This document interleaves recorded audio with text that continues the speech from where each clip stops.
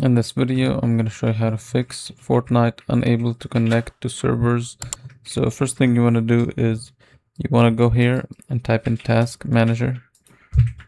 And here you want to make sure you disable the Epic Games. If you ever see any Epic Games running in the background, just right click and end task.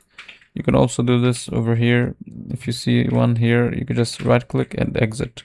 So the same thing in the details. If you see any linked Epic Games running in the background, just right click and end process tree.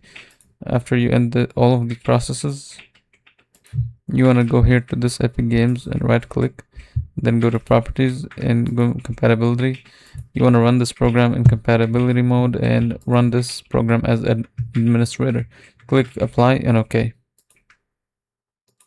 Lastly, go here to CMD, right click, run as administrator, click yes, and now you want to write these accounts.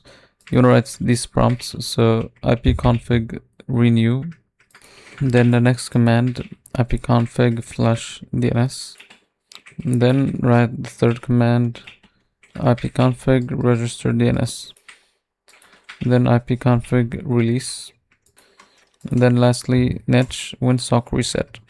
After this, hopefully your issues is fixed.